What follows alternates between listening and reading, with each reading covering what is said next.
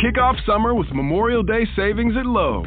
Right now, get 5 Scott's Naturescapes 1.5 cubic foot mulch bags for just $10.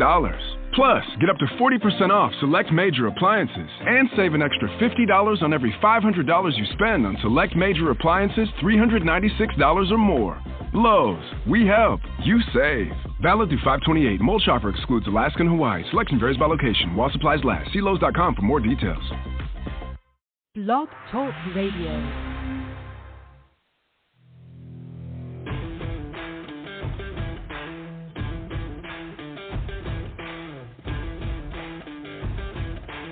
The following broadcast is brought to you by the iGolf Sports Network. Golf Talk Live is sponsored by the iGolf Sports Network and Golf Tips Magazine. Here's Andrew to tell you more about our sponsors. iGolf Sports is a live stream broadcast and media production company providing quality programming designed to attract the golfing enthusiast. And Golf Tips, the game's most in-depth instruction magazine, including reviews on the latest equipment, tips from top teaching professionals, all designed to help you improve from tee to green. Welcome to Golf Talk Live with your host, Ted Odorico. Join Ted each week as he speaks with some of the best in golf. This week's special guest will join us a bit later. But first up is another great discussion on Coach's Corner. So let's introduce tonight's Coach's Corner panel. All right, good evening, everybody, once again, and welcome to Golf Talk Live. I'm your host, Ted Odorico, and we've got a great show for you tonight. We're going to be starting things off here in just a moment with another great discussion on Coach's Corner. And then a little bit later on, I'm going to be joined by this evening's special guest, Dr. Bob Winters, sports psychologist, author, and speaker. He's been on the show before, but it's been a number of years, so we're going to catch up with him a little bit later on the broadcast. Don't forget, we are live every Thursday evening from 6 to 8 p.m. Central here on the blogtalkradio.com network. And if you want to catch us some other time when it's convenient for you, you can go to blogtalkradio.com/golftalklive and just scroll down to the on-demand section, and you can listen when it's convenient for you. And, of course, at the end of the show, you'll get some heads up on some other platforms that you can tune in as well if you choose to listen somewhere else. So, but anyways, we've got a great show for you tonight. I'm going to introduce the panel. One of them is already here with me, and we'll see about the other one. Hopefully, they'll join us shortly. But here's tonight's panel. It's first up is John Hughes, a good friend of mine, PGA Master Professional, honorary president of the North Florida PGA section, and the recipient of the 2013 PGA of America's Professional Development Award. Plus, he's the 2023 North Florida PGA Teacher and Coach of the Year, and also one of the senior editors and a Golf Tips Magazine Top 25 instructor, plus part of Golf Tips advisory staff. Also joining us, hopefully, tonight will be Jamie Leno-Zimron. She's a Class A LPGA teaching professional, a 6th-degree Aikido black belt, somatic psychologist, corporate speaker, and mind-body fitness trainer, and she graduated Phi Beta Kappa from Stanford University and is also the creator of Ki Golf, The Centered Way. So I'm going to introduce, or rather welcome John to the panel, and hopefully Jamie will be joining us momentarily. But John, welcome to Coach's Corner tonight. Thanks, Ted. It's always great to be part of the show. Always joy having you on, and I mean, I know we talked about this recently. I think you were one of the first, between you and Clint Wright, I think one of the first, or among the first, on the Coach's Corner panel when I started this up. The show's been on 11 years, and I think it was the second year that we started Coach's Corner. So I think you've been on here about almost 10 years now, right? Yeah, time flies when you're having fun. It's been enjoyable. We've shared a whole lot of stuff, and we get to cut up with Clint and Jamie and everybody else. So, yeah, it's been fun. Yeah, it's always a good time. All right, so we'll start the conversation, and I'll keep an eye out for Jamie. Hopefully she'll be able to join us. I've sent her a note, so we'll see what happens. But if not, it won't be the first time you and I have had to hold down the fort. So all right, we're going to talk about something a little bit interesting. I thought I would just sort of do something different that we really haven't done before here on the show, and that is really talk about valuable life lessons that golf teaches us. And there's about 10 of them here. We may not get through them all, but we're going to talk about a few of them. The first one is cooperation is key. Golf may be certainly competitive, but it's also underscored by a clear spirit of cooperation. And what I mean by that is even some of the most bitter enemies can find common ground on the green. So it's a game where two businessmen who aren't necessarily the best of friends can still go out and enjoy a day away from the office. So, and I think what part of what makes golf and that spirit of cooperation sort of rests in the scorekeeping nature of the game. Obviously, you have to be honest and trustworthy with one another and keeping score. And in tournament play, for sure, it's attested when you're signing the scorecard. So, but cooperation is definitely key, and obviously it's really about relationships, right, John? It is. Golf can very quickly build a really good relationship between two absolute strangers. Just the common sharing of the enjoyment of the game, the passion of the game. You get talking about things and start realizing that it's a small world out there. And from a cooperation standpoint of view, there's on-course cooperation, off-course cooperation. The off-course is pretty easy. Hey, give me your contact number. Let me hook you up with this person, or let's get together for a cocktail and talk about business or talk about this, or, hey, we have this other person in common. Let's catch up with them. What's funny is people don't really view cooperation on the golf course as prominent as most people would think. The cooperation of, well, understand the golf course. I've never played here. Can you tell me what this hole's about? What about this green? What about the elevation? You're probably breaking a few rules here and there from the spirit of the rules, but from a camaraderie standpoint of view, a friendliness standpoint of view, there is some cooperation that goes on there. The thing that I always tell all my clients is to be careful about cooperation or free advice, that sometimes it's worth exactly what I just said it's worth, free. And as much as somebody might be trying to cooperate with you by sharing their thoughts about you and your skills, I wouldn't call that cooperation. I'd call that, amongst other things, unsolicited advice, which is definitely against the rules. But it can also create some havoc, create some turmoil on the golf course with the wrong people. You got to refrain from that and wait to be asked to provide that cooperation. That's just a few of the examples. Really unusual word to start out the show with, but definitely something that people overlook. Definitely something people overlook. I think also, too, what's interesting about golf, and of course it applies in life as well, is the ability to, as you pointed out, to learn about one another. And, it's amazing when you play, 4 hours with somebody on a golf course, what you learn about the other person, how they act, how they conduct themselves, are they, and again, being mindful of the rules. I mean, are they cooperative in the sense that are they helpful to one another? If somebody's lost a ball in the weeds, let's say, are they engaging and helping everybody sort of look for that? And the other thing too is you learn the temperament of the other players as well. And obviously, if you're playing with some of your close friends, that you kind of already have that in hand. But sometimes you might go out to the golf course, maybe your regular foursome isn't playing, and you're joining up with some new folks. And it's a great opportunity to sort of spread your wings and maybe make some new friends along the way. So there's a certain element of cooperation and obviously understanding. And sometimes those personalities clash, and that's okay. But again, as I mentioned, you could be better enemies starting things out, but you can always find some common ground once you get out there. So I think it's a good way to really look at this game from a different perspective. The second point I want to talk about is many of the world's best golfers are shockingly humble, and we're going to talk about humility and is valuable. They recognize that the talent against which they compete, and they know that they're always a swing away from being tested. Win or lose, they show other players the respect they deserve.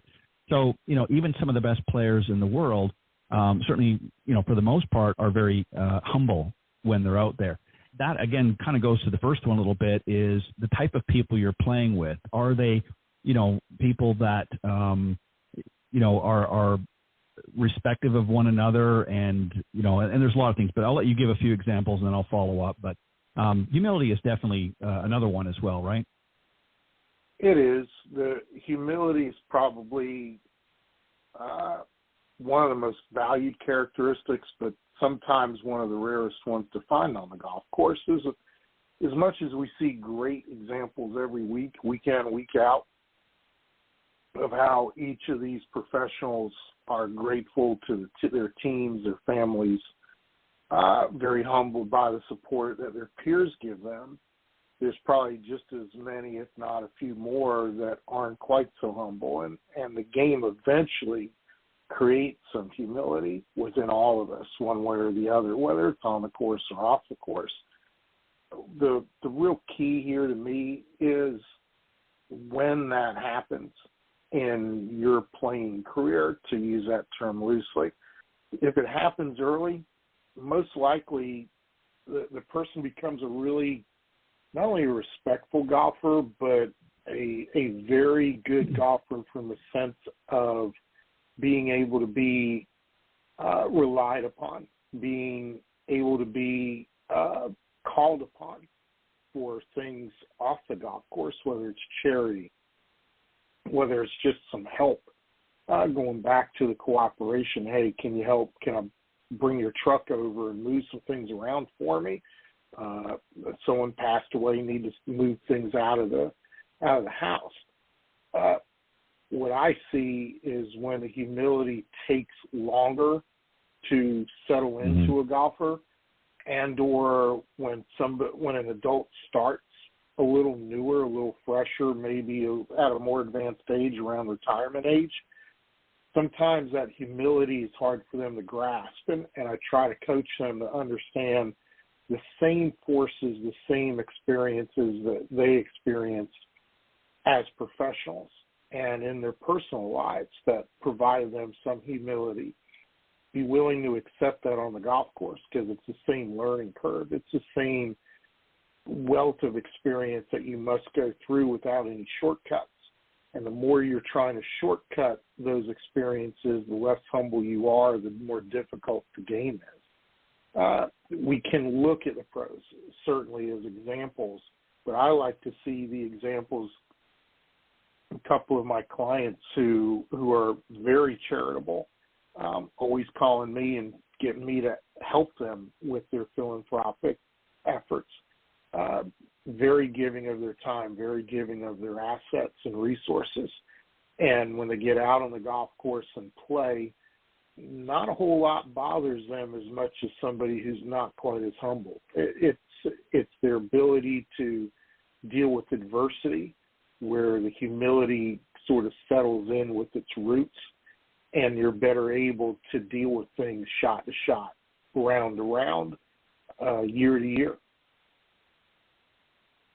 Yeah, and I think it's a great characteristic really to cultivate. And, Absolutely. Again, being humble, especially and I'm going to approach this a little bit differently here and really for beginners. As you can see, being humble really opens up a lot of new possibilities of learning from others, which ultimately can help improve our own situations, whether it's in the game of golf or in our lives. And what you'll find is by being a little bit more humble, and I say this really more for the guys out there, because a lot of guys, even if they're not that great, tend to, bow up and want to feel like they're maybe better than what they actually are. And I find ladies tend to be a lot more humble when they get to the golf course, especially if they're new. But it creates an opportunity for us to maybe find a mentor in all aspects of our life. People are willing to share what they've learned and motivate us, to succeed both on and off the golf course. And the key here is really a willingness to give credit where credit is due and then learn from it. So, humility, people might think of this, well, how is that helping my golf game? Well, it helps you really adapt better when you're on the golf course, because if you're coming at with a more humble approach, as we talked about, you're less likely to get caught up in ego or other factors that are going to just, get in the way of really improving.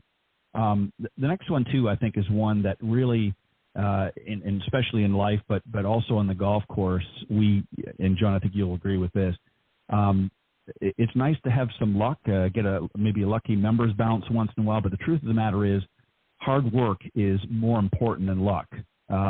Your thoughts here? I've always said that hard work creates your own good luck. And people sort of look at me quizzically. Well, what do you mean by that? Talent is fantastic. The talent's only going to take you so far. The people who aren't as talented can catch up with the talented through hard work.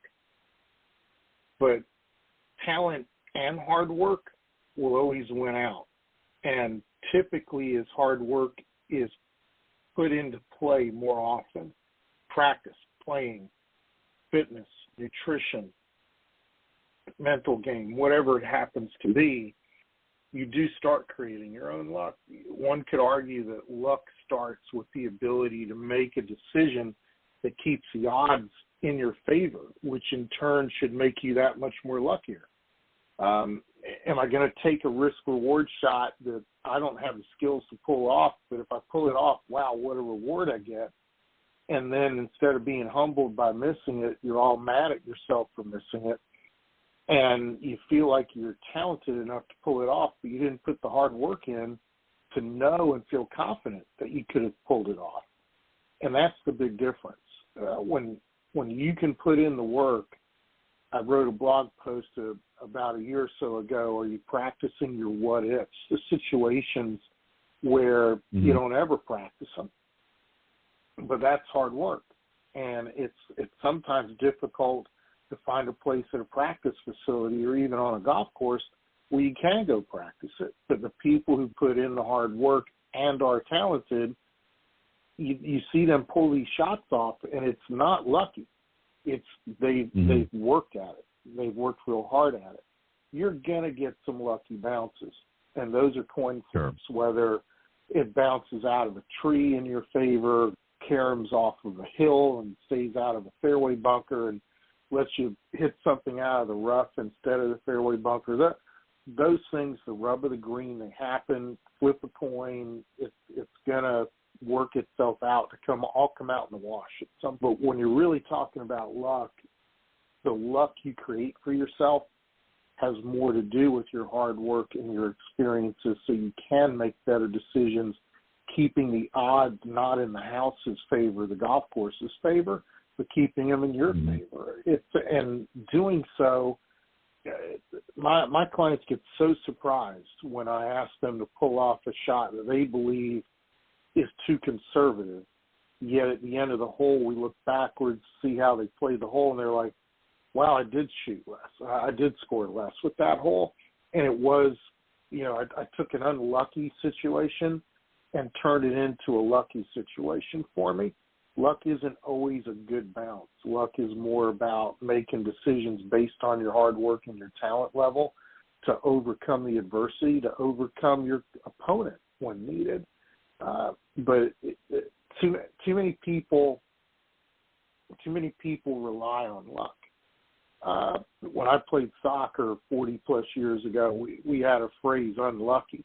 And what that basically meant in a very reactionary type of sport was as much as you may have planned a dribble move, as much as you may have planned a pass in a certain location for a certain player, and if it was intercepted or the ball was tackled away from you, you hear your teammates yell out in support, unlucky, keep going, unlucky, keep going. And it was a reminder that, hey, the work ethic was there. The idea, the concept was very sound. It just, the timing was off. And that's okay. Keep your head up. Let's keep going. And I think if more golfers sort of talk to themselves that way, hey, that was unlucky, but that's okay. Let's keep going. Versus wallowing in their sorrows of why can't luck come my way. I'll tell you why. It doesn't come your way because you're not working hard enough.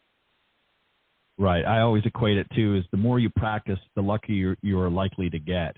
And again, it's all relative, but you're exactly right. I think for a lot of players, they want to, they always say they want to improve their game. They want to get better. They want to shoot lower scores, but they don't want to put the work in.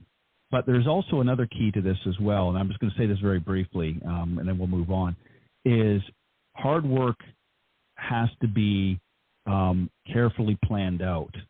Just working hard doesn't necessarily guarantee great results. You have to work smart, and there's a difference. You can work as hard as you want, but if you're not using the right tools at the right time and you're not working smartly, then a lot of times you're not going to reap the benefits, and you're just going to find yourself getting more frustrated because you're not really thinking. So, practice is great, but you've got to, as we've talked about many times, you've got to practice with a purpose.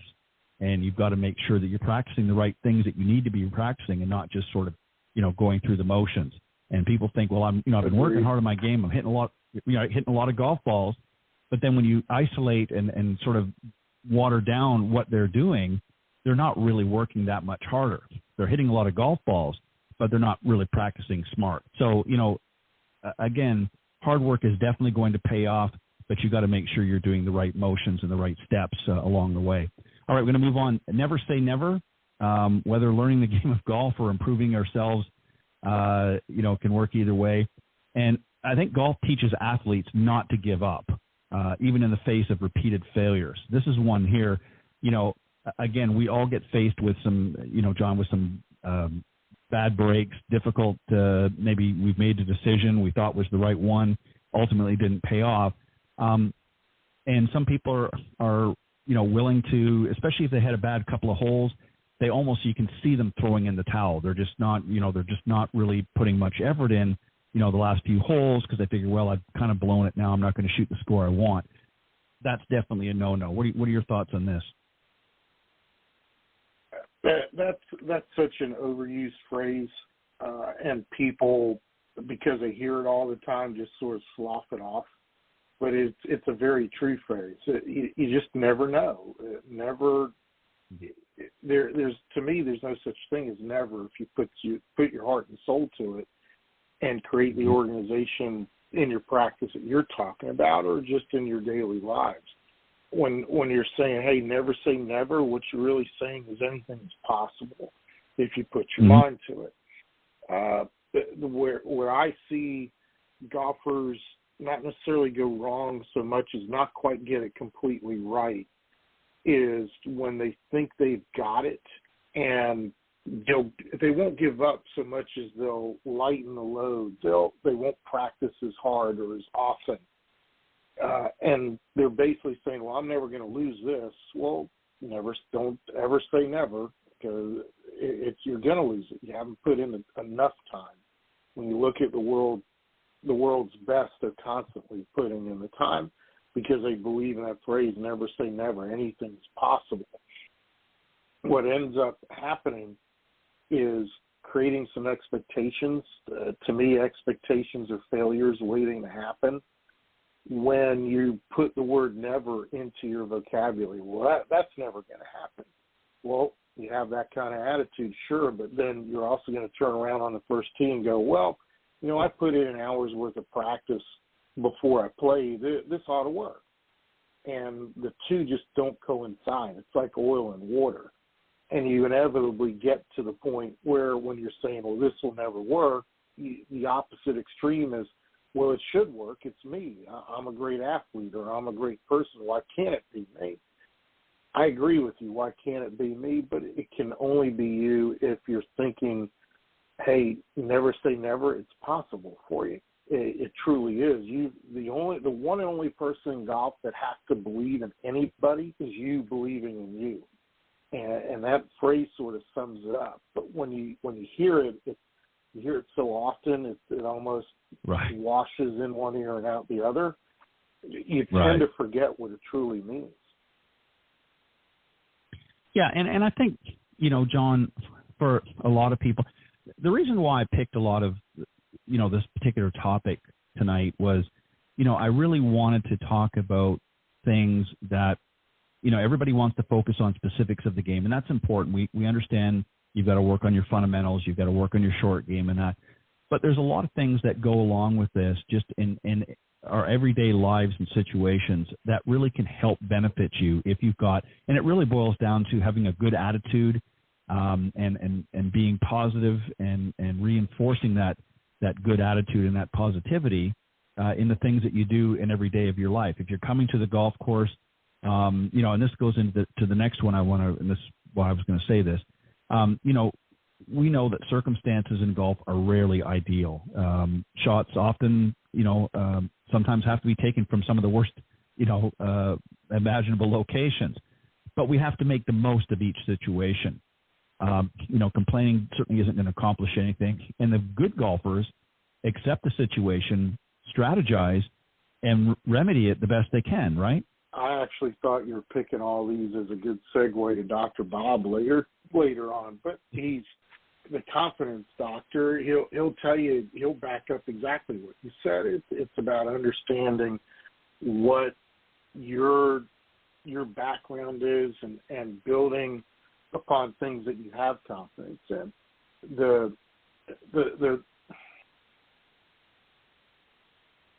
real, I always say the real key, I got to quit saying the same thing over and over and over again. When you've got the confidence because you've done something in another part of your life and you can transition that to golf becomes easier. When you've got confidence in the fact that you can convince an Eskimo to buy snow.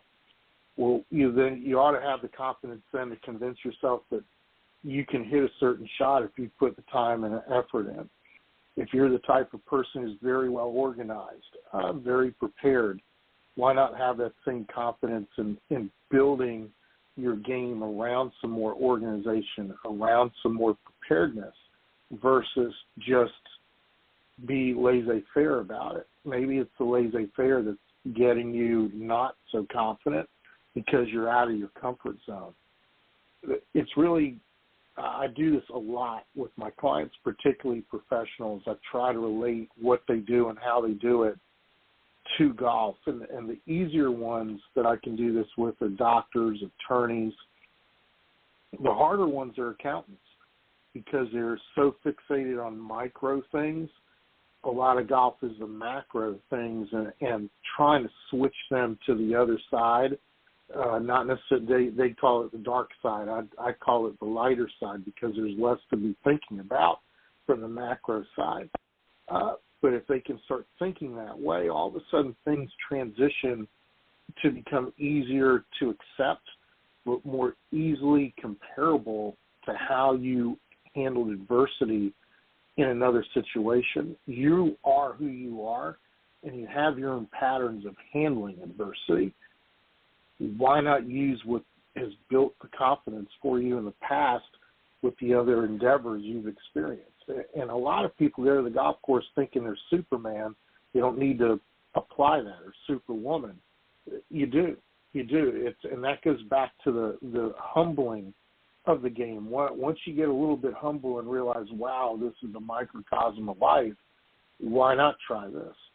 The game doesn't get easier, it gets simpler.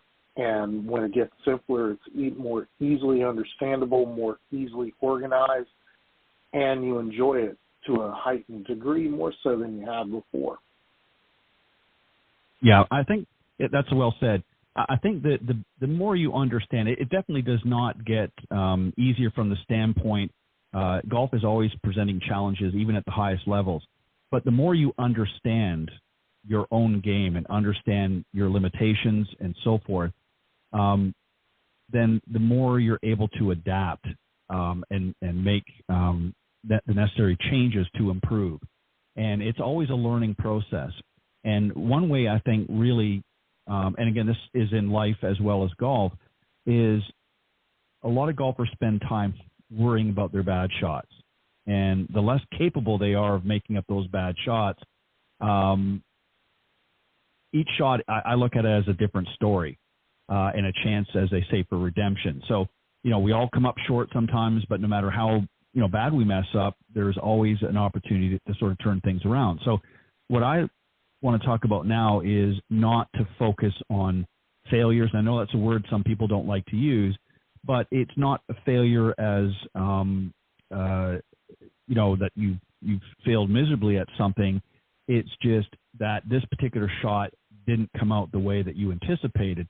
And I want to talk a little bit about that, and that sort of follows what we were just talking about now with, sort of making the most of the situation. But learning from those bad shots is key, because if you don't, then you're just going to keep repeating them. Let me hear what you have to say about this. So a reminder to the audience of two classic stories, one being Bobby Locke, who probably still is considered one of the world's best, if not the world's best putter, who never, ever watched the ball roll because he knew the odds were against every one of his putts going in the hole. And people would ask him, hey, why don't you look at your putt? Why is it that the caddy always has to tell you, okay, Bobby, you can look now? And he said, well, if you're going to tell me that I'm the world's best putter and I know the odds are against every putt going in, why am I trying to reinforce something really positive with a negative visual? And that's a classic example of it, just having the confidence, believing in a stroke, but more importantly, thinking, you know what, I've learned so much about putting that I'm going to concentrate on what I do well, and that's being the world's best putter. Whether it goes in or not, there's a consequence, sure, but I'm not going to judge myself on whether the ball goes in or not. I'm going to judge myself on how well I execute each putt. Another classic example is Jack Nicklaus, the world record for runner-up finishes. And if you go on YouTube and look at David Farady's TV show that ran for a long time, I want to say it was the first or second episode of the second season, he's interviewing Mr. Nicklaus in his home in Palm Beach Gardens. And he says, hey, I want to interview you about all your runner-up finishes. And this goes on for a while, and they're showing Nicklaus all these highlights of his second-place finishes. And he looks at David very seriously. He says, look, I know what you're doing here, but I can't help you. I don't even remember those rounds. I just don't. Right. I know for a lot of people, second place is fantastic. But ask me about my 18 wins of a major. Ask me about the USGA championships I did. I can tell you every shot of every hole of every round. Why don't you ask me those? And I think the moral of the story there is, as he learned young, that it was more important to hold on to those positive things and remember those positive things. Even if there was a couple of doozies in there, that the collectiveness of that entire effort was positive, and that if he held on to it, that could build more positiveness later on. At the end of the day, it's about misses. This is a game of misses. The last story I'll tell you, I don't remember the name, but Sam Snead, he was considered to have been playing the best round ever in a USGA event. People called it the most perfect round of golf. He hit every fairway. He hit every green and misses a putt for birdie to shoot 66. And in the scorer's tent, he's asked, Mr. Snead, how many perfect shots did you hit today? And before the question could be completed, he puts up two fingers and shouts, 2. One was a putt. So here's a guy that shot. He ended up not winning the U.S. Open his entire career, unfortunately. But here's a guy that arguably played one of the best rounds to date ever recorded. People were calling it perfect, and he realized, look, I know it's not perfect. It's a game of misses. I'm trying to make my misses better than everybody else's. And that's what you see on TV. In particular, you see the team golfers Sunday afternoons that have done that the best. What you don't see are the people who don't make the cuts Friday, who their misses were more negligible, more error-prone, more penal in regards to a larger score than the people who made the cut. And then the people you don't see Sunday, those are the people who just can't keep up making great misses as the 5, 10, 15 on the leaderboard. And it's like that every week. And that's why you see leaderboards change. But that's also why you see the greats, Nicholas, Woods, Rahm right now, just always on the leaderboard, because their intention is to play great misses. It's not to play perfect shots. And I think if all golfers could learn a lesson from that miss, that their miss is trying to be perfect, it's the enemy of good. Don't worry about it. Just go out there, learn from your misses, as you said, understand what you did, forget it from the standpoint of view. Don't harbor it. Don't frustrate yourself over it. But the next time you are faced with that situation, remember those 3 stories, and remember the story that you portrayed yourself out the last round, last year, whatever, to say, you know what, I missed this one poorly last time. I'm not going to miss it as bad this time. This is an opportunity to show myself, hey, I can hit great misses. Yeah, and those are great stories, particularly with Nicholas, because again, he did have, arguably the most number, the most runner-ups, but he didn't focus on that, and he didn't dwell on that, and this is what happens with a lot of golfers is they're dragging, and I've said this so many times, that they're bringing baggage from all of the previous rounds with them to the first tee.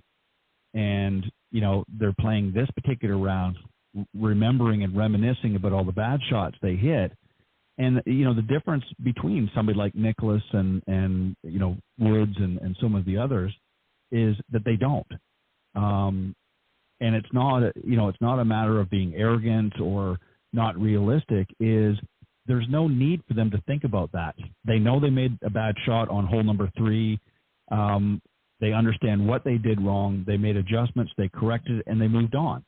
And they don't dwell on it. They don't think about it anymore because there's nothing they can do to change that particular shot.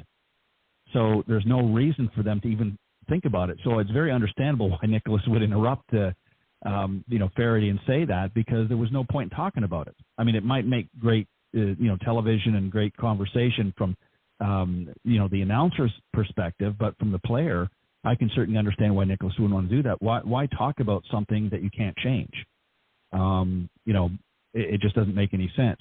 And this goes to the next point, mentioning the first tee. And this is one that, a lot of people, everybody's nervous. We all have moments, whether we're playing in a tournament of some sort, whether it's our club championship or some other, maybe for charity.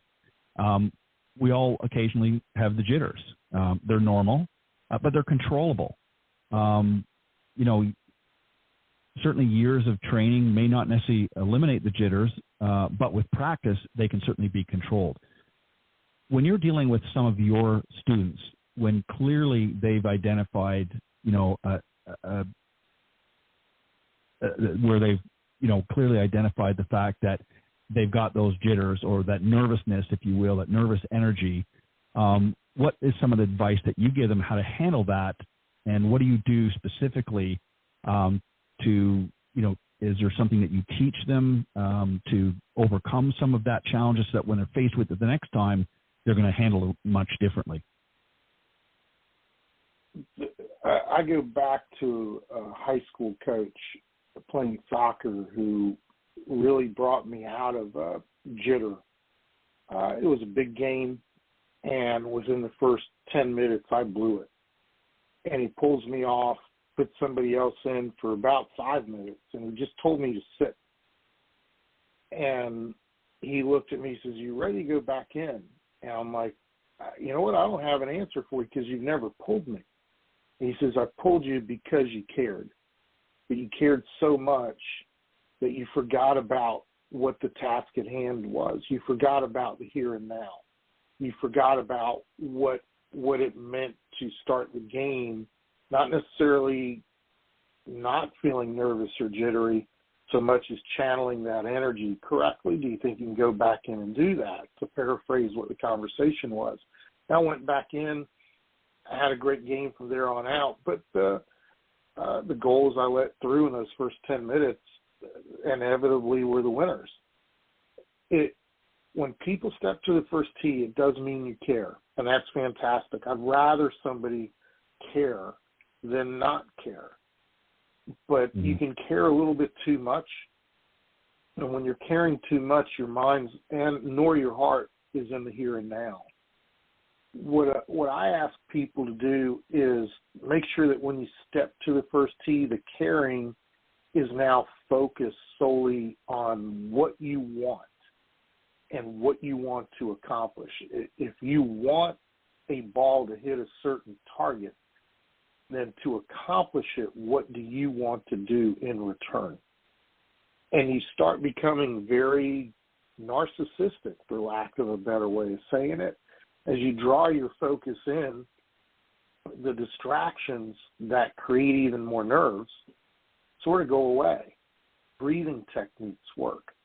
I can tell you there's been some golf schools where a client has said, I got to be able to play my member guest, and there's 100 people watching me, and I always hit the gallery. I hit it completely sideways. Of course, where we were, I asked about 50 people in the grill, bought them all a beverage, and brought them out to the first tee and said, okay, here's your throng. Let's work through it. By simulating that same situation, this guy actually worked through it. It happened 3 times every day on 3 different holes, but it always happened on the first hole. And he couldn't thank us enough for thinking outside the box that way, for putting him, for challenging his demon head on. That's somewhat of an extreme. A lot of people can't do that at their club. But what I want people to understand is you care, and that's fantastic. At least you do care. But how do you take some of that nervousness and channel it into, I want to accomplish this, and this is how I'm going to do it, and get very self-absorbed, start blocking out the distractions, literally hear yourself breathe, feel yourself breathe, let the carbon dioxide out to the point where when you step up to the ball, you know nothing more than the ball and where it's going to go, and you trust yourself wholly to do it. The nerves isn't that you don't trust yourself. The nerves are basically things that are preventing you from trusting yourself. And you've got to just let those clear. Well said. I think really what it boils down to is this. I think you develop a confidence when you have a game plan at hand. So whether it's for that specific round or an event that you're playing in, and if you have developed a strategy for that and are confident that you can execute that strategy, yeah, you might still be a little bit nervous. I think a lot of people that aren't able to cope or handle or control that nervousness is because they don't have a game plan set up. They don't have a goal coming into that event or coming into that round. So when they're faced with some adversities, the nerves escalate because they don't know what to do next. They haven't got a game plan. If you ever watch, some of the best players out there, they hit bad shots too, but they still have a game plan for each hole, what they want to achieve. So maybe they've hit it, into the rough instead of out in the fairway. That doesn't mean, okay, well, I've messed this hole up. They still execute that game plan. Ultimately, they may end up being a stroke off than what they planned, but they still execute that game plan. And that's why they're able to do it with confidence. And I think when you have that confidence and that sort of, interim goal, if you will, and game plan, then the nerves really are certainly easier to manage because okay, even if I do hit a bad shot, I'm going to still focus on what the task is that I've set for myself for this particular hole and ultimately for that round. And I think over time, as confidence and more confidence builds up, the nervousness, not necessarily is it going to go away completely, but becomes more manageable because you're more confident in how you're going to respond to certain situations. This next one is one, too, that we've talked about before, but I think is one that really, particularly some of our club golfers, don't really think about or don't focus on, and that is realizing that visualization is a useful tool. It can be very valuable in a variety of situations and environments, including the golf course. Athletes, business professionals, whether they're actors, performers, what have you, professionals in all walks of life use visualization to help them achieve success. Talk a little bit about this because and what we mean by visualization. Sure. I call visualization the movie trailer you see in your mind's eye preparing to hit a shot. Can you actually see yourself addressing the golf ball, making the swing, watching the ball fly to your intended target? Just like you're watching a movie trailer, whether you're sitting in a theater or sitting at home. And can that envisionment repeat? It's not good enough for it to just happen once. Can you see this happening more often? And you don't have to be on the golf course to use visualization. It's a really good strategy I used early in my golf career, that I would sit in just a chair outside on my patio, close my eyes, and see myself playing certain holes of a golf course that I had a tournament to play, say, in a couple of days. That bugaboo hole that you just can't get a good score on, can you utilize some of that energy to envision yourself seeing that you can not necessarily conquer the hole, but not let the hole conquer you? And the more vivid you see this, not as a dream, but as a realization, you create some confidence. You create some ideas that you may want to try and you feel confident about. Here's a tool I've never tried to use before. And now I'm not talking about visualization so much as because you visualized the shot, maybe you never thought about that shot in that situation before. Yes, professionals, very successful professionals in golf and other sports, business, corporate, you name it, a lot of visualization is used, not necessarily to see the future. And that's where you got to draw the line. You're not trying to see and predict the future so much as you're trying to see yourself in the future perform at the level that you believe you're capable of performing at, not what you're expecting to do. And that's, again, I go back to it, expectations are failures. If you sit there and envision that you can do this and expect you're going to do it, you're going to fail.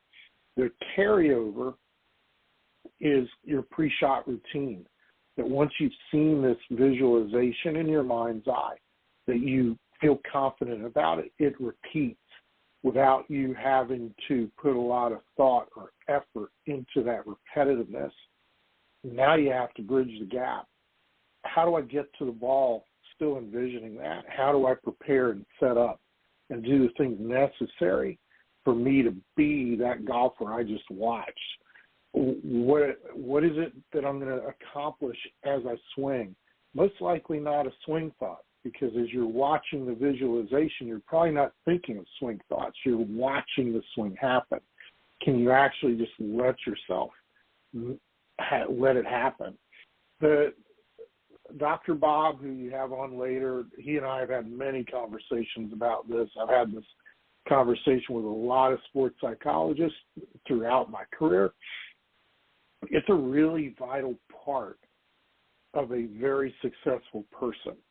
It's the plunger that can get you unstuck, is somebody told me once. If you think of a plunger trying to unstuck a plumbing leak, that envisionment can literally do the trick, so long as you're confident enough to know that is you in that envisionment.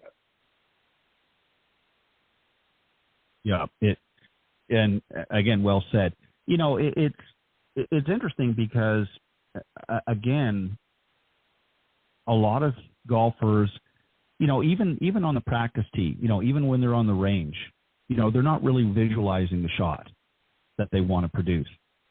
And it doesn't matter whether or not you execute it exactly the way you want. The fact that you're at least imagining what that shot is and what you want it to be, it is certainly going to increase the likelihood of success. Now, there may be some initial flaws in your swing that need to be worked on, but ultimately, if you know what it is or you visualize what it is that you want to accomplish, it helps to make it that much more easier to be able to achieve. But if you're sort of going out willy-nilly and and that's what a lot of players do, unfortunately. And this brings into really the overall, and this is the last one, is the big picture. And why is it important? Golf is literally a series of swings, but each swing aims for one specific goal. So they need to know where they're going and how they plan to get there. So the big picture is important. You're there to play a round of golf, and obviously you want to have a goal or an agenda, if you will. Talk about that a little bit, because I think when you wrap everything that we've talked about tonight into that big picture, it makes a lot more sense. Go ahead. It does make more sense, and where people get things a little bit out of shape when they're talking big picture, they think big picture is a score. To me, I think to you, you'll agree, big picture has more to do with what's the ultimate goal. It might not be a score. It might be, hey, I had a lot of fun. That sounds contrite, but golf should be fun. It should be some work. It should be some effort. It should be challenging.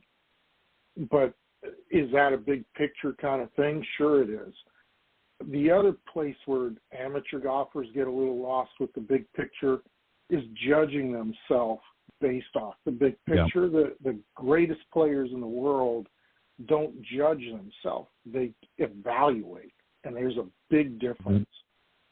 Right. Evaluating is basically saying, in the big picture scheme of things, how did this grade out? And is it getting me closer to that ultimate end of the big picture? But it requires you to be in the here and now, right now, to produce the smaller part of the bigger picture. When you get totally lost and engrossed, a lot of people do this. I'll give the most common example. You're 14 holes into a round, you realize you're going to shoot your career best, and you triple bogey your way in. Because you got so hyper-focused on the bigger picture, you forgot about the smaller parts that make up the bigger picture, and you had to be present for those in order for the big picture to sort of go through the funnel and come out as one nice, streaming, enjoyable round where you literally surprised yourself and achieved something maybe you didn't think was capable of achieving. However, you were, because you can understand how the bigger picture was put together. That's really and if you can go ahead. Sorry. All I was just going to real quickly, let me just jump in. All I was going to say was, for some, the big picture might not, as you said, not be the score. It might be just that they see improvement in their game, that they're seeing regular improvement, and they're moving in the direction towards their ultimate goal, which is to become a better player overall. So it may, as you said, it may not be score related. It may be just, hey, I want to know, and I want to have fun, but I want to see that I'm improving each time I'm out there. Sorry, go ahead. No, you were basically summing up what I was going to say, that big pictures are comprised of smaller packages. Think of it as a monitor, how many pixels are in your monitor that make up the big picture. If you think of your golf game as each one of these pixels, it just has to work. It just has to function. And it's functioning with all the other parts. When you realize you're just in that part of the big picture at that moment, and that's all that matters, most of the time big picture goals are achieved. They're not achieved if you're thinking well past the present or you're dwelling on the past. Big pictures are created by the here and now. What are you doing right now to get to that end? Realizing this is only a small part of it. Yeah, part of that big picture is when you're setting your goal, especially early in the season. For those of you that, maybe you've been out for a little bit now, you want to set those goals early. What is it you want to accomplish this season? What's your big picture for the season? Is it becoming, a better ball striker? Is it being more consistent? Is it, better putter? Is it, hey, I just want to have more fun? Whatever it is, you want to set those early in the season, and you want to have an overall, when we talk with, some of the Epson Tour players, as an example, off the women's tour, they have a big picture for the season. They have a goal, a big picture, if you will, an overall goal, but all the way through the season, they have little goals and little steps to get them there. And there's things that they may need to work on throughout their season to achieve that. But a lot of times, I think for many of our amateur golfers, is they don't have any of that. They're just going out and, they're working on a few things, maybe if their instructors get it, but they're not really focusing on the big picture and some of the other things that we talked about here tonight. So, whether I've always said this, and I think you would agree, and I know many others that have been on the show, and this is one of the reasons why I wanted to pick. Believe it or not, it was just purely coincidence that Bob was coming on tonight that I chose this topic. But it will work out well, of course, as the evening progresses. But what I too is golf mimics life, and life mimics golf in so many ways, because we have so many challenges and obstacles in both arenas. And if you're doing well in one, if you're able to control and handle in your everyday life, then again, even if you're not the best ball striker, even if you're not hitting solid shots, it gives you a leg up, for lack of better words, to help manage your golf. So if you can manage your life, you can certainly find a way to manage. Now, you might need help doing that, but you can find ways to manage your golf game. And vice versa. If you're a good manager on the golf course, then it will typically trickle on over into your everyday life as well. So that's why when I say they mimic one another, is there's so many similarities and so many valuable lessons that you can draw from one to help with the other. And I think that was one of the reasons why I wanted to have this discussion tonight. But any final thoughts, John, before I let you go? No, it was a great conversation. That sometimes we do get caught in the minutia, the technicalities of the game, the smaller nuances that cloud our brain that prohibit us from understanding what we talked about tonight. The bigger picture, the story I'd like to leave with is I picked up an 8-year-old young lady who moved to the area recently. She was working with one of my assistants, and the assistant had to leave. And I really didn't want to pick up this young lady, but I did because it was the right thing to do. And one of the things that I find myself doing with her every week is talking about bigger picture stuff related to her golf game. Very active young lady, plays baseball, dances. She's homeschooled so she can do all these things. And her father came to me very, very worried that she's always, quote unquote, reverting back to a slice, or she's losing distance. And I asked him, I said, you do keep stats of all this, correct? He says, yeah. I said, I want you to go back from January when he started working with me in my academy. And it's not to prove that we're doing the right thing by her so much as she's doing the right thing by her and you are. Can you just total up some stats so we can see the bigger picture of things, because she is 8 years old? And he texts me the next day. He says, man, you were right. In the bigger scheme of things, I am more pleased than I've ever been. She's dropped 12 strokes. 8 of those strokes are in putting alone, but she comes to a coaching session even more prepared. I'm always stressing, make herself proud, to do her very best every shot, that it's not acceptable to do something less than her best. And that's what golf requires, but that's what life requires. And the parents are behind it. They talk about things, they relate things at home to her that relate back to golf. It's not going to be long before this young lady really starts tearing it up. And look out, world, if she ever decides, I'm going to do nothing but golf. The moral to the story is it doesn't matter what age, what gender, what your skill level or experience is. Life is a microcosm of golf. Golf's a microcosm of life. And if you take things one step at a time, one shot at a time, as we call it, I call it one task at a time, the here and now, let's just be present right now. Let's not worry about anything else. it all sort of works out. It all sort of works out more Yeah. so in your favor than you realize. I couldn't agree more. John, very quickly, best way that folks can reach out to you? John Hughes Golf, johnhughesgolf.com, any of the social media outlets, Facebook, Twitter, Instagram, LinkedIn, John Hughes Golf. Ted, want to thank you again. It's always a pleasure. We ran solo. Sorry, Jamie, for you missing it. You missed a great conversation. It was right up your alley.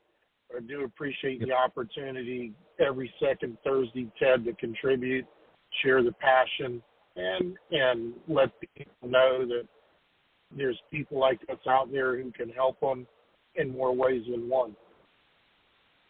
I couldn't agree more. John, thank you as always, and you and I never have a problem talking on the show. So even though Jamie wasn't able to make it with us tonight, we'll get her the next time. But thank you very much. Have a great weekend, and I look forward to you coming on the next time on the Coach's Corner panel. Have a good weekend, John. Great. Thanks. You too. All right. When we come back, we will be joined by my very special guest of the evening, Dr. Bob Winters. Right now, a quick message from Golf Tips Magazine. The following ad is sponsored by Golf Tips Magazine. Are you tired of being short off the tee? And what about those 3 putts? Forget about it. It's time you got serious about your game. Golf Tips, the most in-depth magazine in the industry.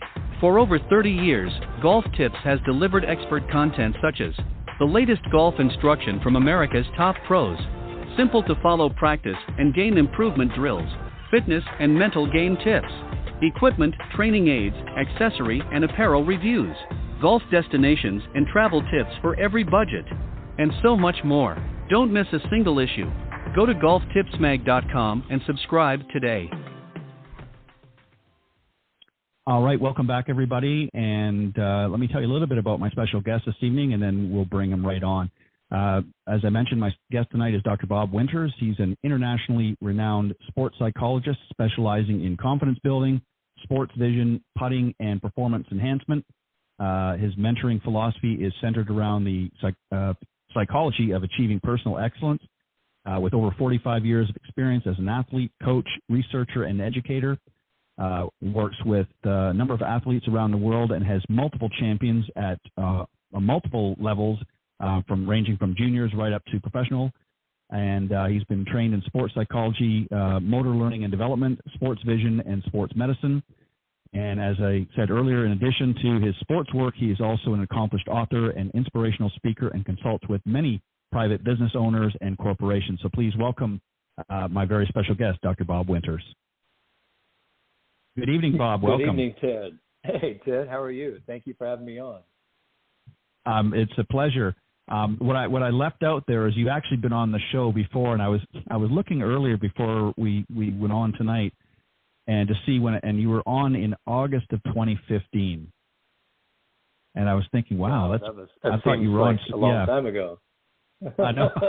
That's what I was thinking a lot has too. happened, for me and for you since 2015, Ted. So, congratulations on all your success, all your endeavors, and for me, it's just been an unbelievable experience to helping players at every level all over the world and get them in the winner's circle, but most importantly, helping them to enjoy, I think, the greatest game ever invented.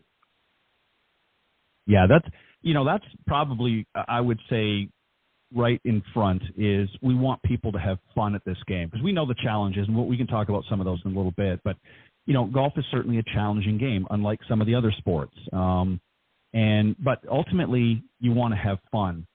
What I want to do before we get into our conversation is I just want you to very briefly talk about how you got in golf, not so much professionally, but just interested in the game. Were you, how old were you, kind of thing, when the first recollections of playing the game, and then just sort of bring us up to current. Well, I was very, very small. I grew up in a really little town in Indiana, right in the middle of some of the very best farmland in the Midwest. And my parents didn't play golf. We didn't belong to a country club. We were a working family, and the closest golf course is about 10 or 11 miles away.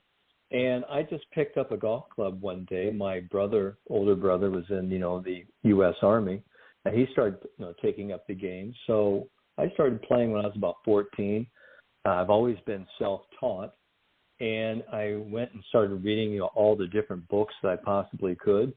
I played in high school, and then I went to a summer golf school. It was the first Arnold Palmer Golf Academy. It was held in Stratton Mountain, Vermont. This was 1971, so I'm dating myself a little bit.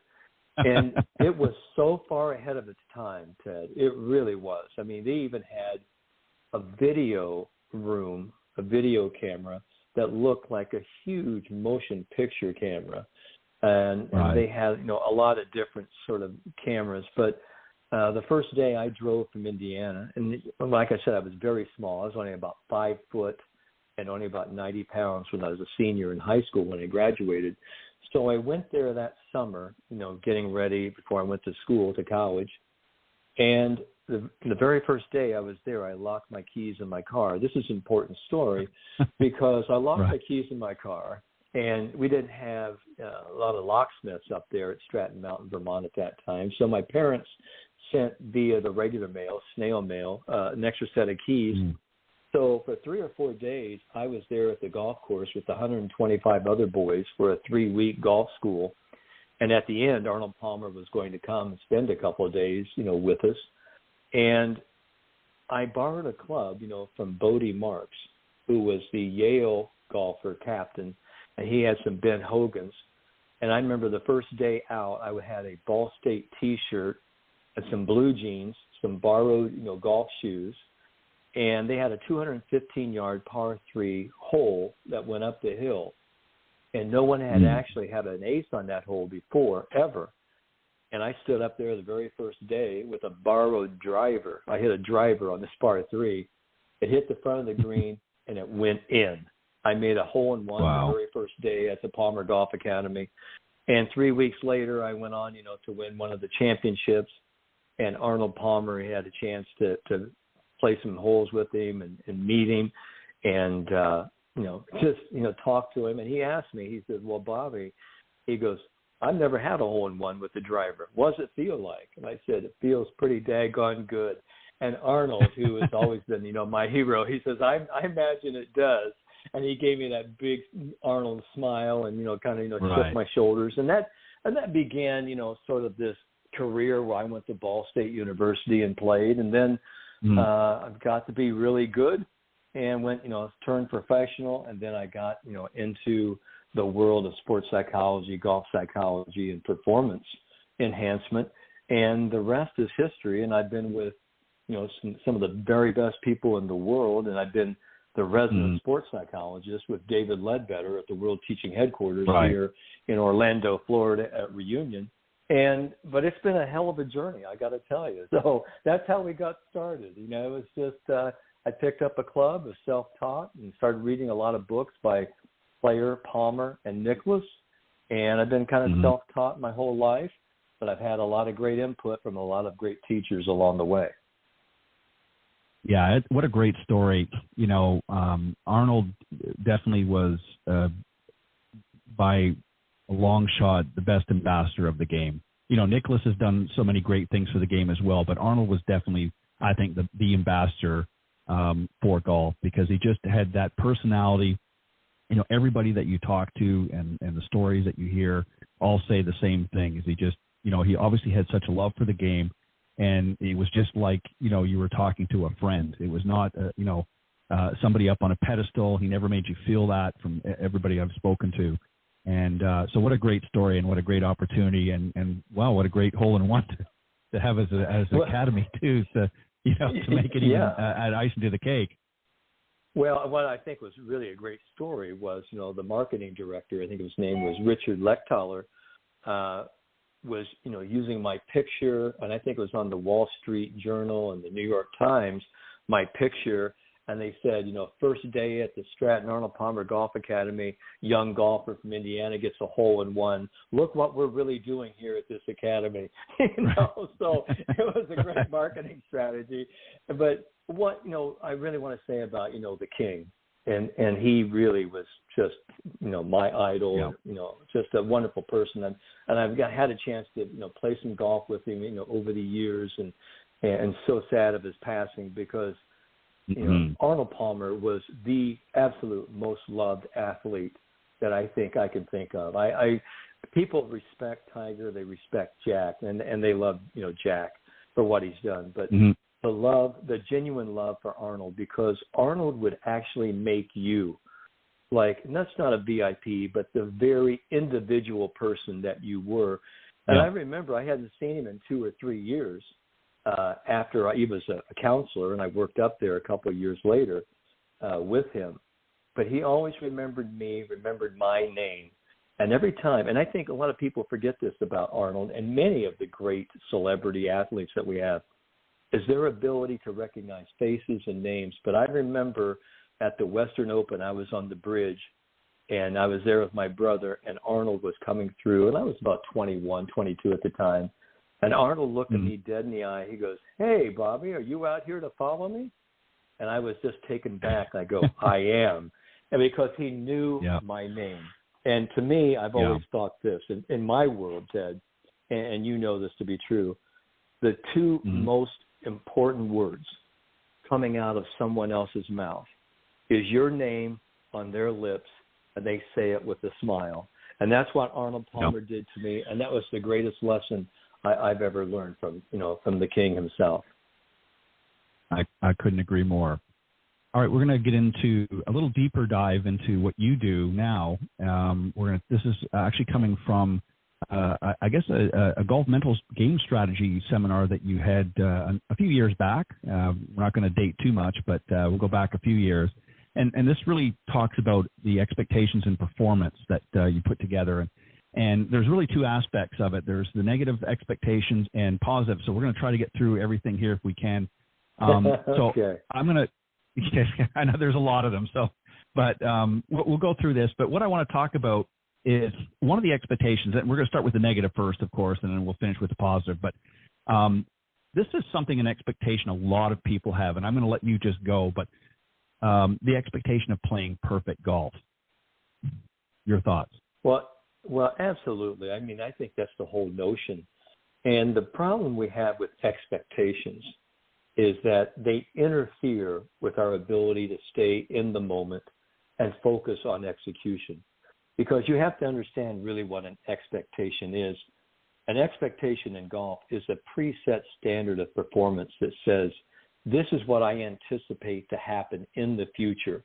And this is the way it should be, it could be, and I want for it to be. And the problem with the expectations, we imagine, playing this unbelievable great game, but when our results don't equal or match, those expectations, we're disappointed. We become frustrated, we become angry, we become discouraged. So many times we have these great feelings, this great anticipation of what may or may not happen, and we want it to happen. And so we're almost setting ourselves up for disappointment. So when people have these expectations of playing golf, many of them say, wow, if I can just play just the way I'm doing it on the range. And a lot of times, players are on the range and they get into a groove, they start hitting it really well, and they say, wow, I'm really playing perfect. And then they think they have to go out and play perfect. And the reality is there's a big gap between really what was imagined and what was experienced. And that creates, all the frustration. So that's the first, expectation, is that expectation of playing perfect golf.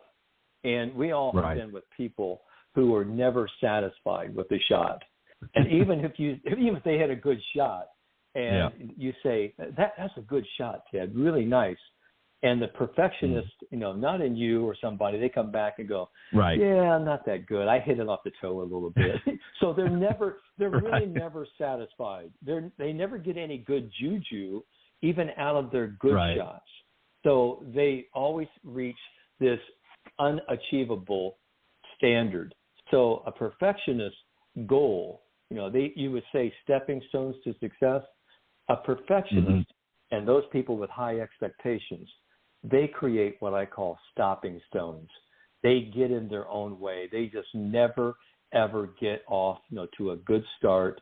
They never finish the deal, and they're never satisfied. That's the problem with having this perfectionistic attitude, and the expectation of playing perfect.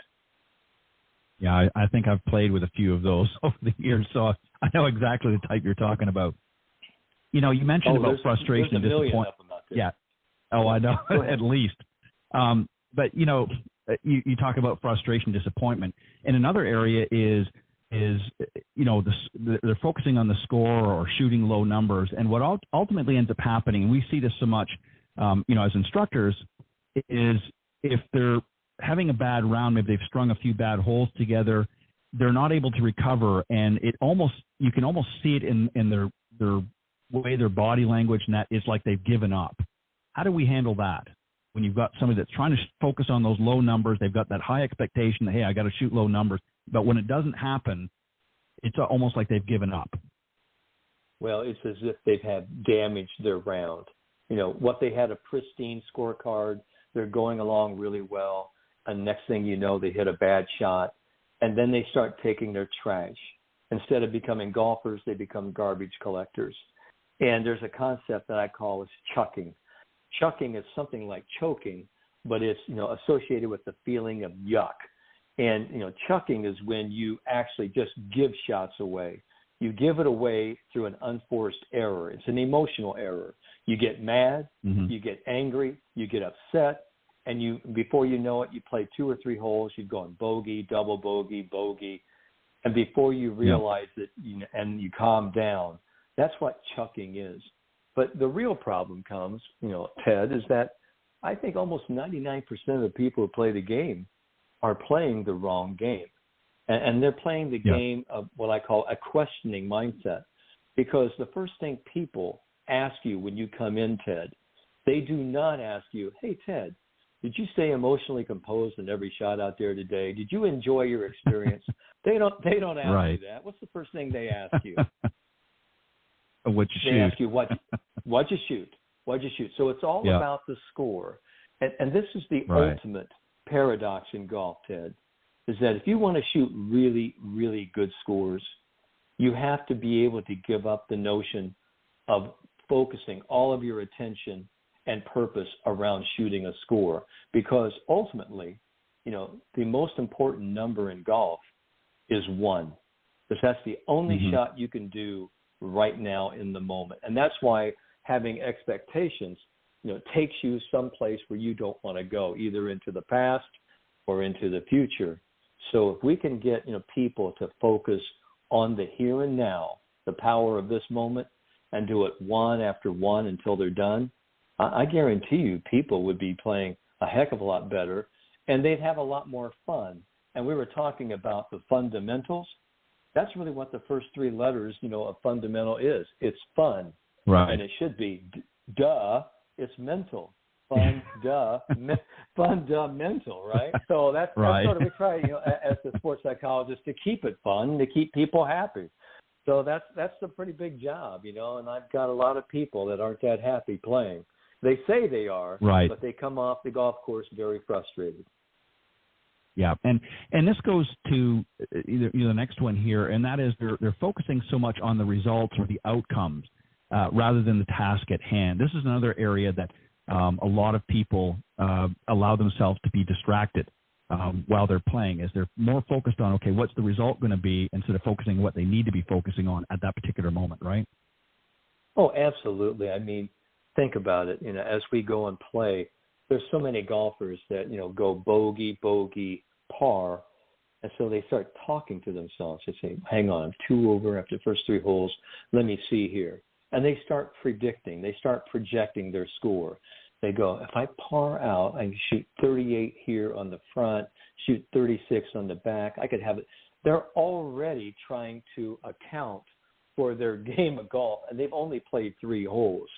Or they're on, a hole, and they're saying, if I make this putt, I can actually shoot, my personal best record.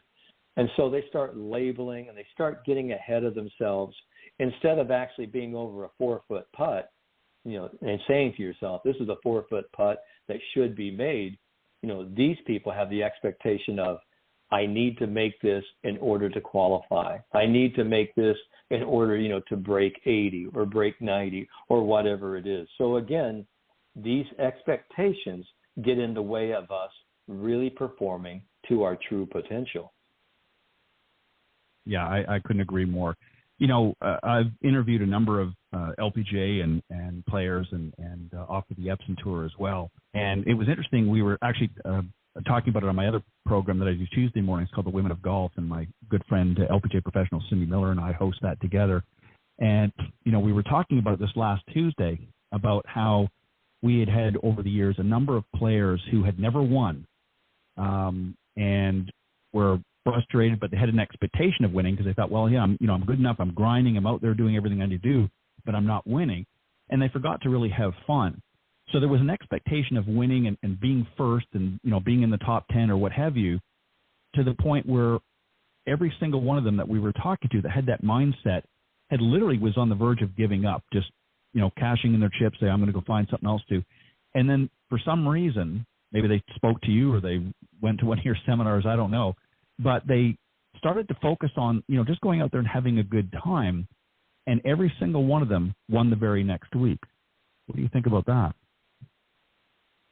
Well, I'm going to give you a little, and the listening audience, sort of a little analogy I've always talked about, and it's about dogs and cats. And I don't know, Ted, if you have dogs, you have cats at your home, but, we're big animal people here in the Winters household. But I always tell people that recreational golf, practice golf, rehearsal golf, it's much like having a dog. And, the dog, you say, come here, boy, or girl, Rover, come here. Mm-hmm. And they're wagging their tail, and they are so happy to see you. And it's almost like you're practicing before a big tournament. Everything's working. You're flushing the ball. You're making all the putts. You're just joyous. The dog is just wagging its tail, just happy to see you. That's really what sort of fun golf it should be, right? Now, tournament golf or consequence golf or golf that means something, that has some perceived value to you. Ooh, this is a whole different animal. And I always tell people it's like a cat. Tournament golf or scoring golf is like a cat. Cats are independent. Cats don't care, all right? And the more you say, come here, come on, Einstein, come here, come on, buddy, the more you try to chase the cat and really, try to get a score, the cat runs away from you. And you're going, daggone you, cat, come here. And what happens? You end up chasing the cat. The cat just keeps chasing its tail, and you put forth a lot of effort. So people go, well, hold on, how does that pertain to golf? Well, the trick in order to get the cat to sit on your lap is to let go of trying to catch the cat's tail. Meaning let go of score, let go of your ego, let go of your reputation, let go of your handicap. Just play golf one shot at a time. And see, when people go into a person's house that has a cat and they don't like cats, they go, I really don't like cats. And people who have cats go, oh, the cat, it'll know, it won't disturb you. But here's what happens when you go into that type of situation. The cat looks at this human and goes, hey, this human is ignoring me. I must have them. Mm-hmm. And the next thing you know, the cat starts coming around. And that's what happens, when you play your game and just let go of the score, the cat comes up, starts purring, and everything that you wanted, but you weren't chasing, comes to you. And that's really what we call process golf. You're just doing your thing and doing it the way that you know and having a blast in your skin, playing your game, and that's how you actually get the cat to come to you. So that's the difference between dogs and cats, Ted. And I think, a lot of people, have told me that analogy really speaks to them. They understand that. And so what that means is you let go of all these expectations, the expectations of winning, the expectations of trying to live up to others' expectations. You let go of, trying to win because, well, you're the former club champ and, well, you're supposed to win. It's your home course. When you let go of all that other stuff and just let it go and say, here's what I'm going to do. And these are really where we move into the positive expectations. And these are the things that really will work. And this is really how you get, the cat to sit on your lap and to get to the scores that you've always dreamed about. And that's really kind of think where we should go next. Yeah, I couldn't agree more. And one of the first ones here, no, I agree. And, because the last two of the others are you've really sort of touched on anyways in a roundabout way. One of the things that I think a lot of people struggle with, and this is where having that positive expectation of really having a clear strategy or plan. A lot of our club golfers do not have, and John and I, my earlier guest, John Hughes, who's, I know he's talked to you a number of times over the years. We talked about this very thing, about having a clear plan and strategy, if you will, for whatever, situation, whether it's a tournament or just a round or what have you. Touch on that a little bit about the importance of having that plan and what we're referring to having a plan. Well, I grew up in the age of John Wooden, the great basketball coach at UCLA. And he always had a great saying. He says, if you fail to plan, you're just planning to fail. Now, that's a life skill, and that's, for everything. But it's so true in golf because golf is a thinking person's game. I mean, you just can't step up there. And we talk about, the routine, ready, aim, fire. I think, a lot of golfers just step up there, they don't aim, they fire, and then they say, gee, I really wasn't ready. So that's the whole point, is that having a clear plan before you step into a shot, because the one thing I have known as a player, as an educator, as a researcher, is, the one thing you have to have is that you have to have clarity of purpose. What is it that I want to do with this shot? And I think if players just, listen to me, if you go into every shot and you look at, the situation, you just take a little time to say, what's the very best shot I can hit here? Where's the widest part of the fairway? This is what I need to do to hit it from point A to point B to point C. And if I think every shot through, that will give me this decisive quality, because me being the confidence doctor, that's what I know creates confidence. We're creating confidence behind the ball long before we step in to aim and address it. So the more sure and the more certitude and the more clear we could be on this decision to hit the shot, that's going to give us what we call movement confidence when we step in to hit the golf ball. And that to me is that, action follows thought. So when your thinking's in a good place, your body processes, will follow. So it isn't the other way around, but action follows thought. So that's why we always say, have a clear plan, and say, this is what I'm going to do. This is how I do it. Then that will give you that green light where you can step in and hit that shot. Another area, well said, another area too is a lot of players are not focusing in the present moment. They're thinking about past shots. They're thinking about, 2 holes ahead. Maybe they've got that difficult hole. It's a tough par 3. They're thinking about that when they need to be focusing at the task at hand. And as you put it, an expectation that I'm focused in the here and now. Talk on that a little bit. Yeah, I think that's the whole point. We talk about the gift of the present moment. And it's really the gift of now. When someone gives you a gift, they go, here's your present. All right. And it's a play on words. But the present moment is your gift of this moment, because that's what makes it so special, because this is the only moment in your lifetime, if you think about it, that you can do anything about. What's happened, just a few moments before, that's the past. And the future, well, it hasn't happened yet. We will get there. But I love, this little saying that I heard many years ago. And it says, I have no future. I have no past. My goal is to make this present moment last. And I'll repeat that, for the listeners. I think it's so important. It is, I have no future. I have no past. My goal is to make this present moment last.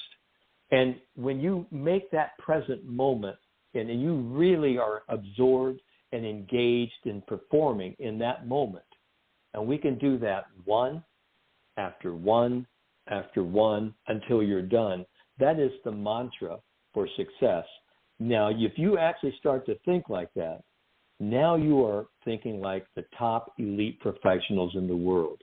And that's why they shoot low scores consistently day after day, week after week, month after month. Because the Jack Nicklauses, the Tiger Woods, the Annika Sorenstam, that's what they've learned. And they have trained their minds and their bodies to be in that moment. And that's really what it means to be in the here and now. And once you have control of that, you have control of your mind, you have control of your effort, good things will happen. Good things will come to you.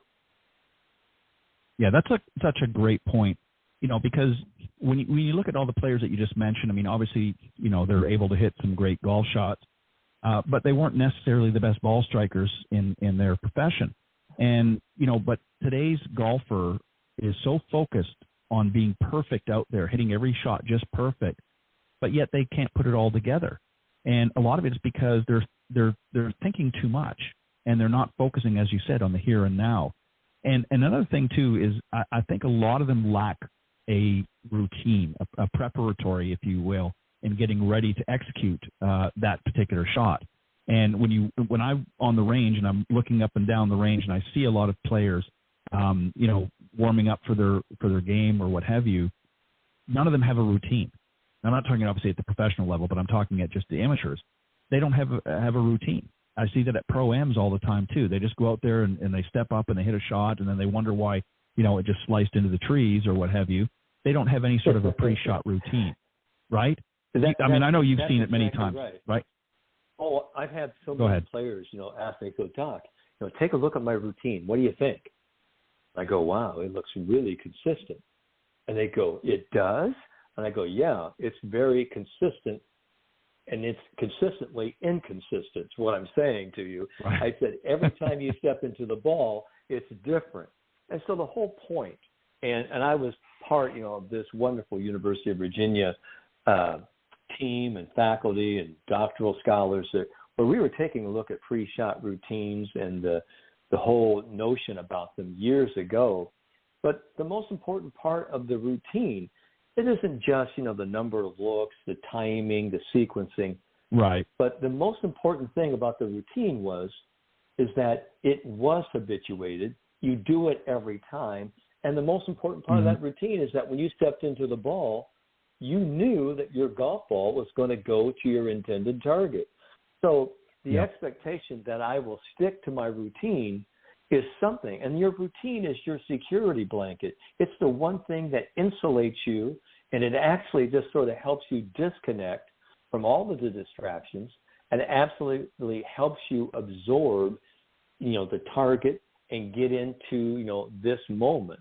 That's why the routine is so important, and most people don't realize that. And people say, well, when do I actually, use the routine?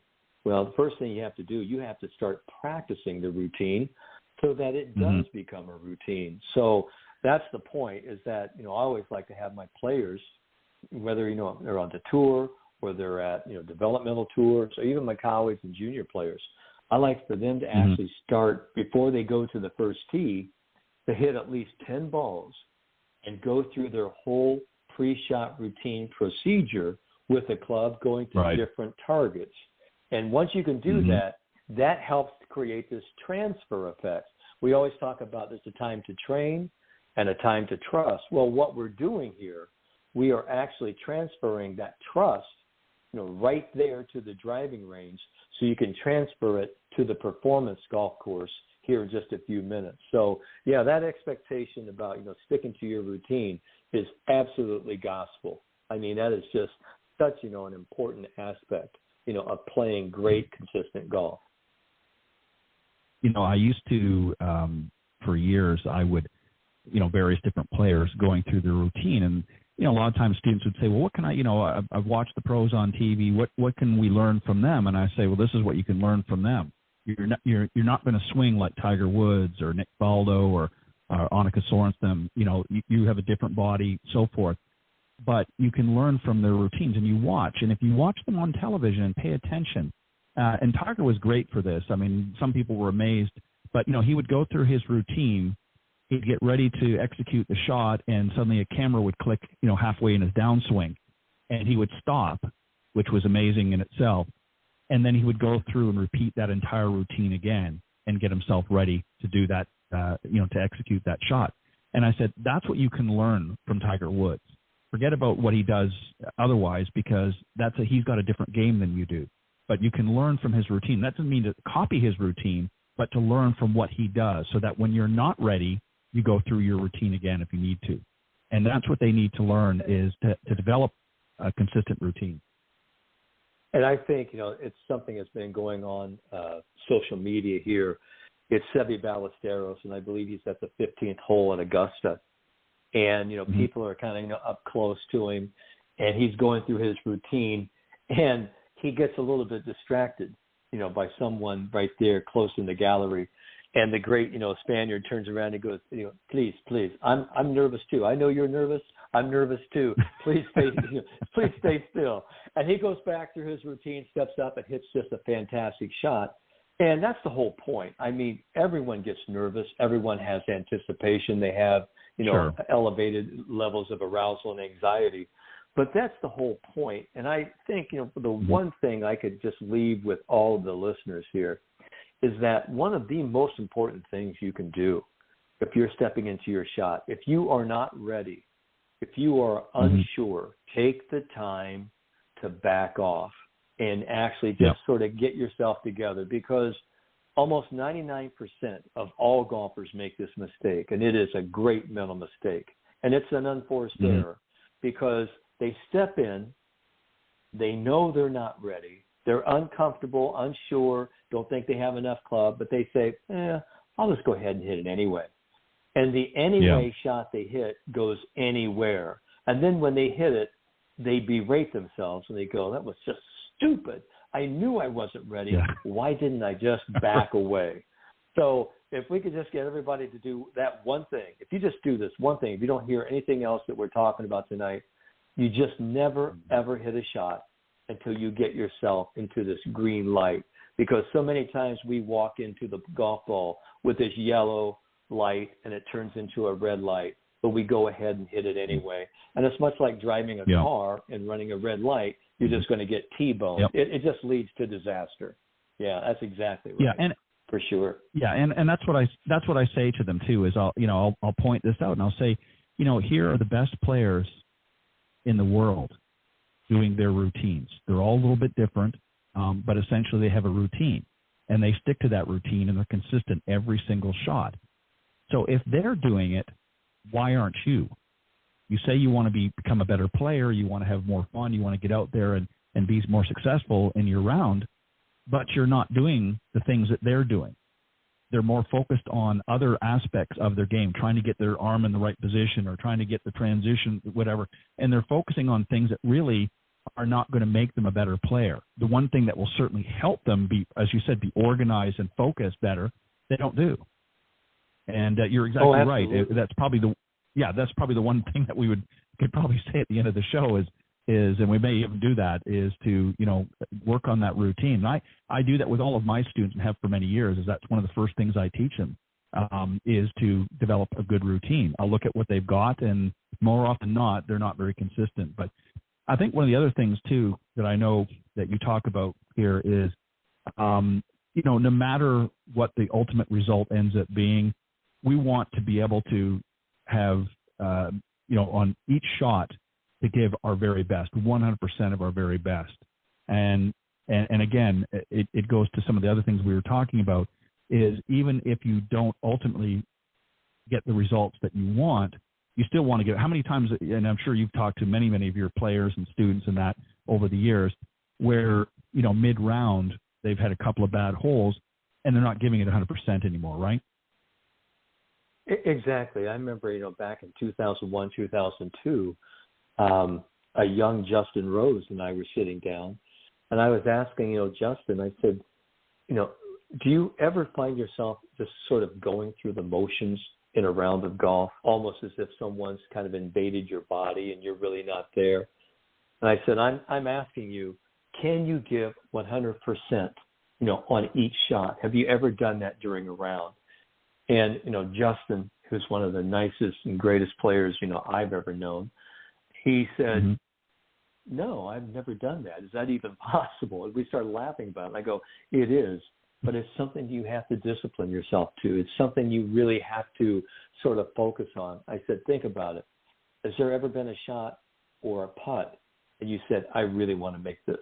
And you sort of up the ante. You up the willpower. You up the energy. You really get into that shot.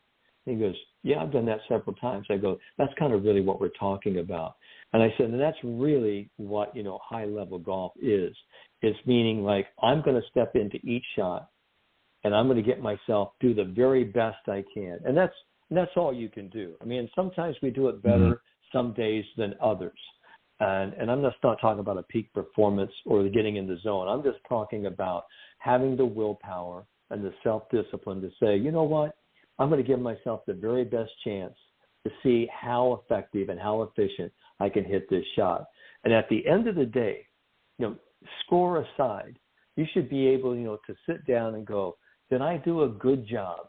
Was my mind focused on every shot at the end of the day? That is the most important statistic that the PGA Tour does not keep. At the end of the day, for me, it is the single most important stat, is that were you there 100% on each shot? And if you weren't, why not? And can we do something about that? Because if we can get people to focus their energy and their effort, because that's what you can control, I'll tell you what, again, the results, will come to you tenfold. Yeah, I couldn't agree more. And this brings us to our last expectation, and that is really the ability to accept the result and also be able to move on from that. That's something, too, that, I always talk about, and actually did it again earlier this evening, is how so many players, and again, I'm not talking at the top level, but so many of our regular golfers out there will literally drag baggage to every hole that they play. I mean, they're bad rounds, bad holes, whatever. Yes. And they go in with an expectation that that's what's going to happen. Well, I played this hole last week and, I ended up bogeying it or double bogeying, whatever the case is. So their expectations change. Instead of accepting, okay, you know what, that was a bad hole, that was a bad round, whatever, but today's a new day, a new game, so forth. How do we accept that? That's a difficult thing, I think, for a lot of people, is how do we accept the results? And more importantly, what do we need to do to make sure we can move on from that and we're not just schlepping through the airport with 20 bags behind us? Well, this is a pretty big explanation, but it involves two dimensions. It involves patience, and it also involves acceptance. And I think I need to kind of help people understand really what each one is. Patience, for me, is the capacity to accept or tolerate delays, trouble, suffering, or any annoyances without getting angry or upset. And that certainly happens in golf, especially when our results don't equal or match those expectations. So when we start talking about acceptance is the final act of any one shot, and accepting the result on that shot, accepting the result on that hole, on that round, on that day, on that tournament. So acceptance, Ted, does not mean acquiescence. It doesn't mean we just, okay, it's all right. Acceptance means it is a neutral term, which means I don't really have to like, really what just happened. But, the finality of the situation, it's very clear and it's very real. I can't cry over spilt milk. And I'm always trying to help my players understand, like the movie The Lion King, where they talk about, the philosophy of Hakuna Matata, which means no worries. I put the past behind me and I move forward. That's really what acceptance is. Acceptance is putting closure on something that has just recently happened. You are aware of it, you understand it, you recognize it, and then you can park it and release it. That's really what total acceptance is. Doesn't mean you have to like what happened, but you put it behind you.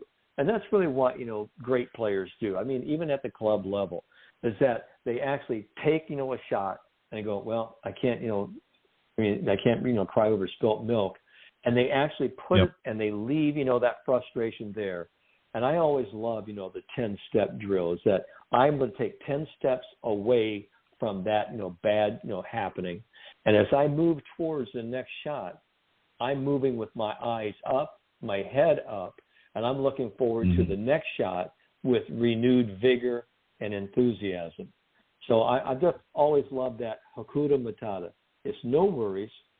Put the past behind you because you can never get the past back. And I hear that so much, today's golfers. Oh, I need to get it back. I need to get it back. No, you never get the past back. All you have now is the opportunity to take hold of the present shot and do the very best you can with that.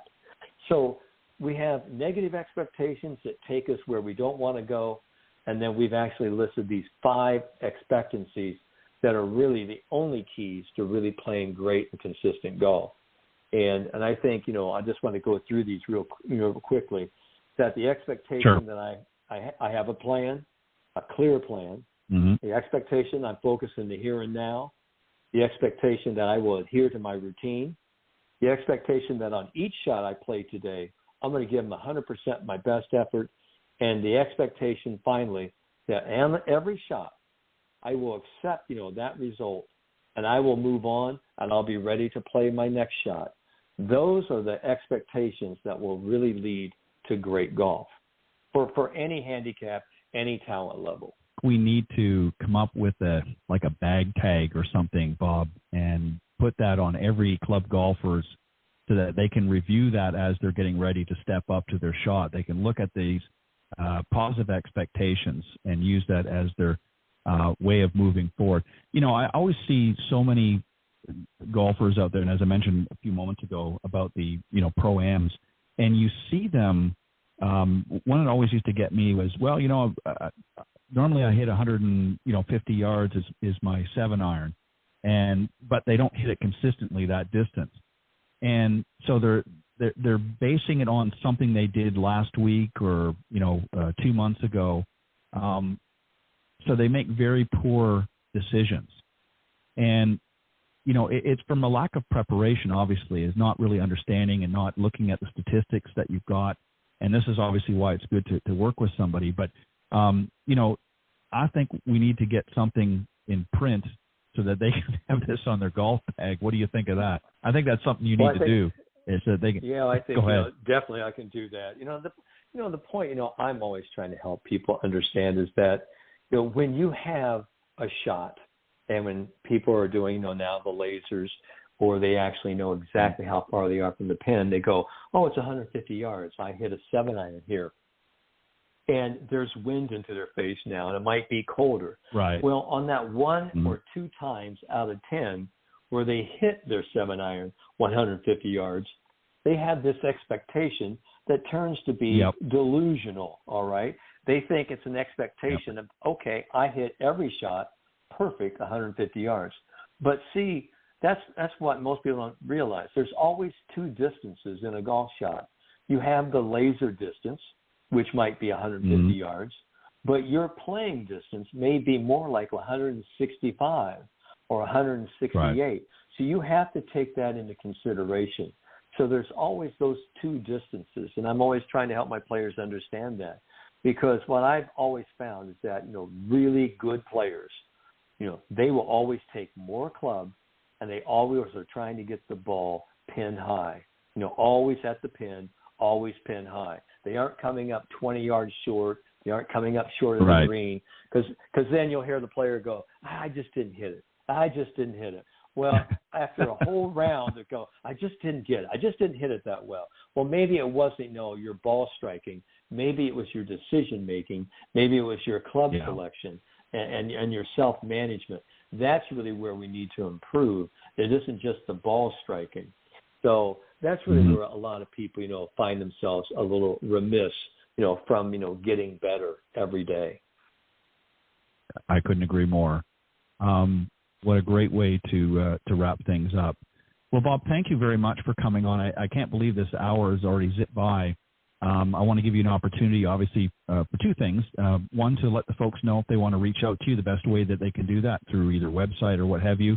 And if there's anything special that you'd like to plug that's coming up, maybe a seminar or something, or a new book that you've got in the works that you want to let folks know about, here's a great opportunity to do that. Well, thank you, Ted. Thank you for having me on, Golf Talk Live. This is a wonderful opportunity. I'm known as the Confidence Doctor, and people can get a hold of me, and they can go to theconfidencedoctor.com.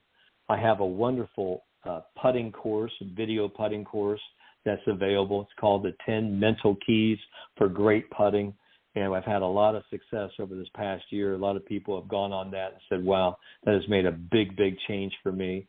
If you'd like to reach me directly, you can go to theconfidencedoctor.com, and I have a lot of contact information there. My email is drbob, that's D-R-B-O-B, at DRBOBWINTERS.com. And so people can reach me there. You can also reach me at, David Ledbetter, davidledbetter.com, and you can, look at me there at the World Teaching Headquarters. So, yeah, I'm always looking for, new students, motivated students, and, people always ask me, who's the very best student, that you've ever taught? And, the results really surprise people because, the very best students, that I've taught is anyone who came in with an open mind and wanted to get good. Because I've always said this, and this has been my tagline for many years, the moment that you change your mind, you change your game.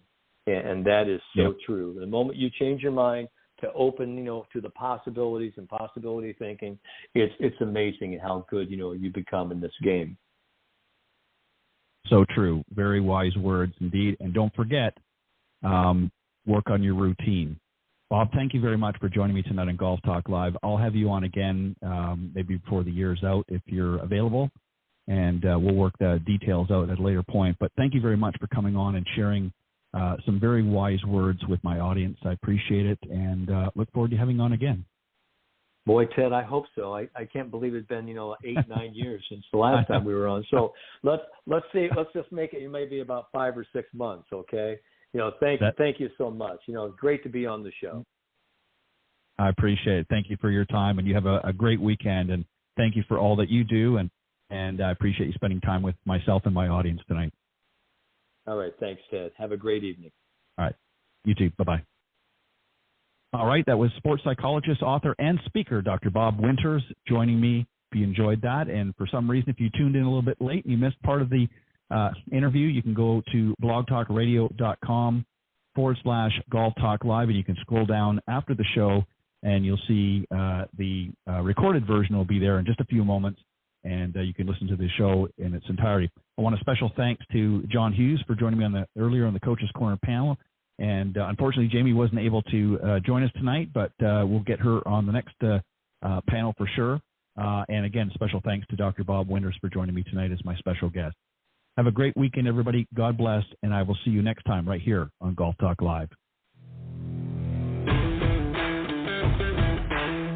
Thanks for joining us. We hope you enjoyed this week's broadcast of Golf Talk Live. We'd like to thank this week's Coach's Corner panel, and a special thank you to tonight's guest. Remember to join Ted every Thursday from 6 to 8 p.m. Central on Golf Talk Live. And be sure to follow Ted on Facebook, Twitter, and Instagram. If you're interested in being a guest on Golf Talk Live, send Ted an email at ted.golftalklive@gmail.com. This has been a production of the iGolf Sports Network.